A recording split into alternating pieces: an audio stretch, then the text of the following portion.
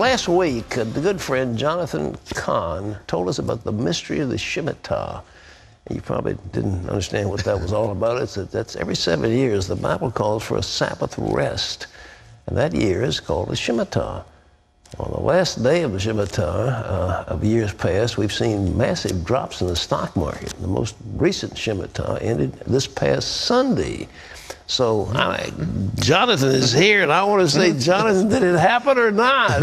Okay. Well, great to be back. And I just want to say something, because we usually say this privately, but it's the 7 days of Blaze here. And yes. I came to the Lord during the 7 days of Blaze, watching the 700 Club throughout that time. As a Jewish person, that was helping me to come to the Lord during the 7 days of Blaze. Well, we were honoring Israel. Yes. Yeah, that's praise God. Yeah, so I want to, people don't know that, but that's just the many things that come from the ministry. I'm thrilled to hear that. Yeah, well, here's the last thing I said when we were here last week is, and I've said this from the beginning, is nothing has to happen you can't put God in a box because he'll get out of it. So the thing is, the stock market wasn't open on Sunday, so you can't really have a crash.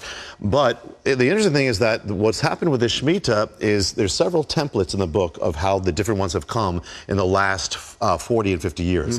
This one has, two of them have had a crash on Elul 29, but the others have a different pattern, and that's what this has done. This has followed the pattern of this. When the Shemitahs happened, the last cycles is what's happened is that before the Shemitah come, that last day, there's the stock market, which has been ascending. Yes. The Shemitah changes that direction and it begins descending. Right. That has happened in this one as well. This started in the summer. This is following the pattern of 1987 Shemitah, which is it's almost following the same trajectory. What's happened, I was just told today that this Shemitah of this year has wiped away $2 trillion of the U.S. stock market and $5 trillion of the world stock market. Yeah. So it has followed the same thing of the major pattern. So that still happened.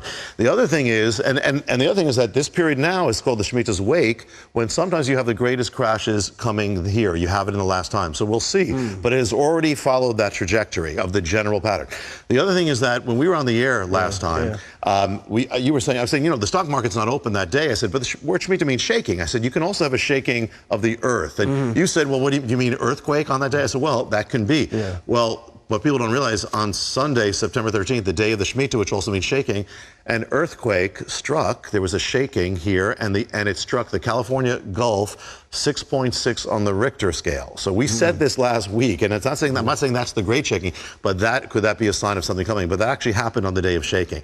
The other thing about happening with this Shemitah is that we touched on the last time, is that America has been the strongest economic power since 1871.